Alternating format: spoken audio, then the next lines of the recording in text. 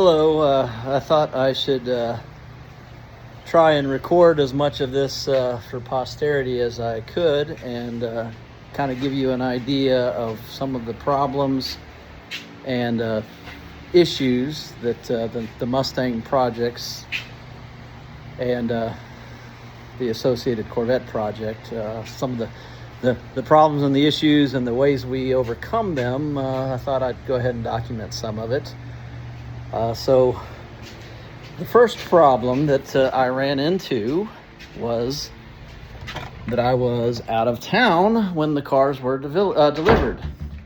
And the plan at the time was for the tow truck driver to drop the cars in the driveway, so we could move them one at a time behind the fence and put them away. But of course, that is not what happened.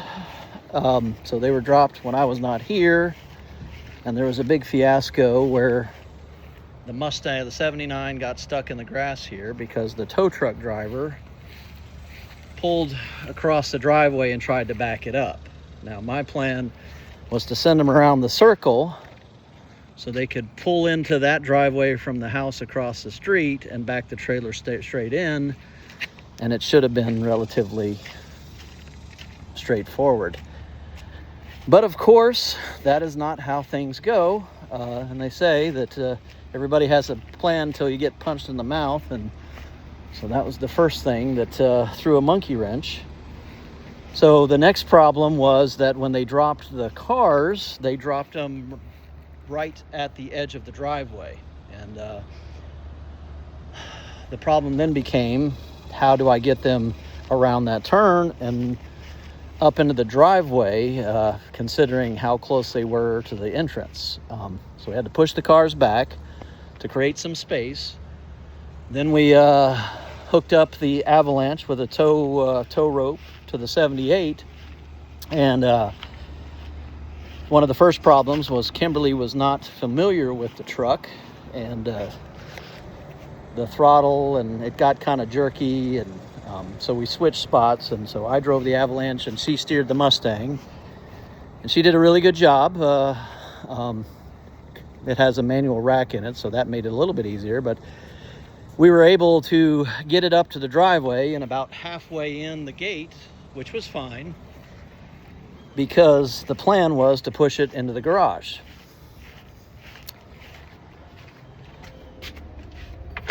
Unfortunately, one of the issues that it has is the rear end is locked, as you know, Dad. So it doesn't turn very well. It seems to go relatively easy in a straight line, but it does not want to turn corners. So the two of us tried our best to get it to turn, and we just flat out couldn't do it.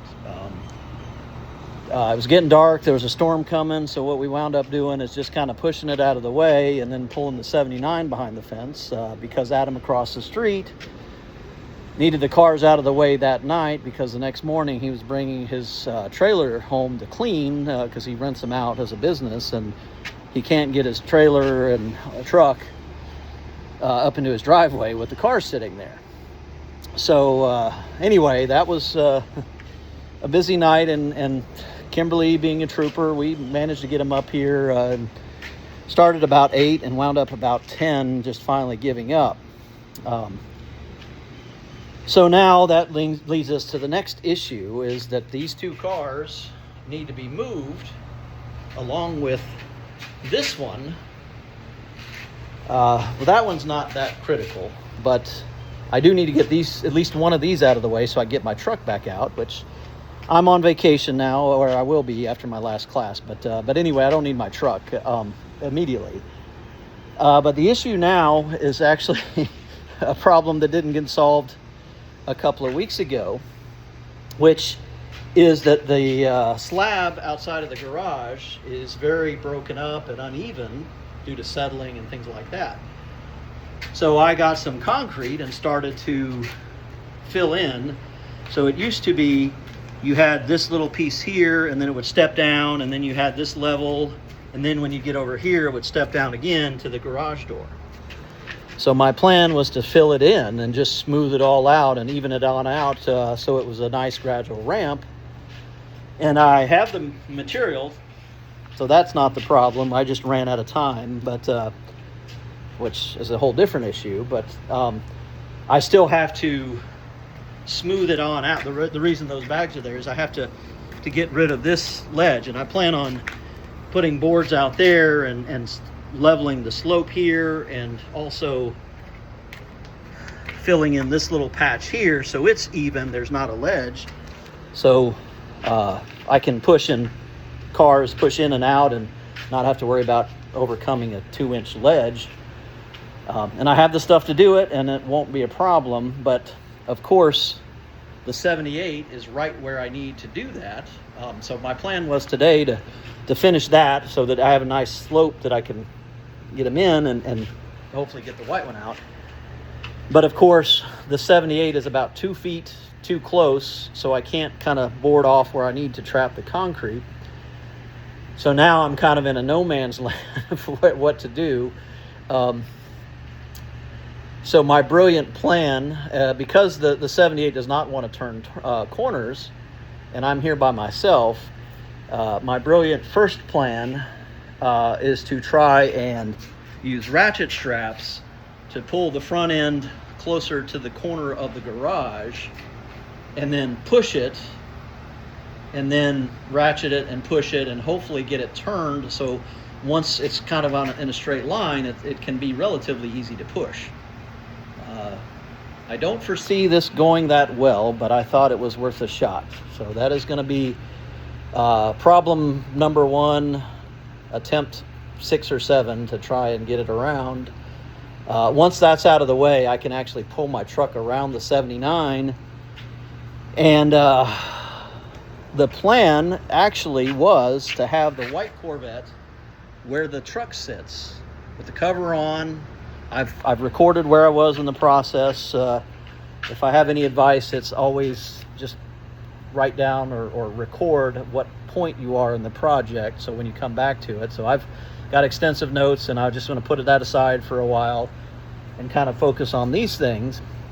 But the plan was to by last Sunday to have this thing out where the Avalanche sits, the cover on it, so that I can kind of move the Mustangs in and out of the garage as necessary, and the floor would be sloped, so it wouldn't be that big of a deal.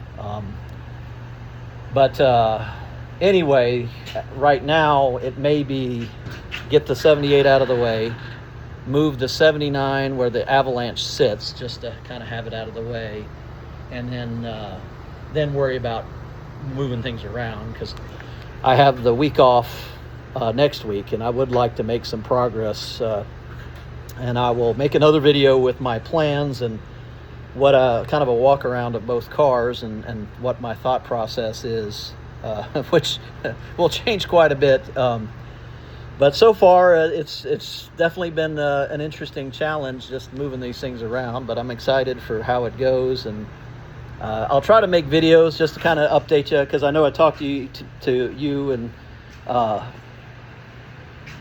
and kind of keep you up to date, but I thought it might be fun just to give you a running commentary on some of this.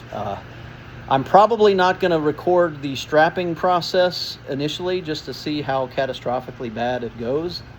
But if it seems to work okay, then I'll record it so you can think that I'm smarter than I am. But anyway, we're having fun, and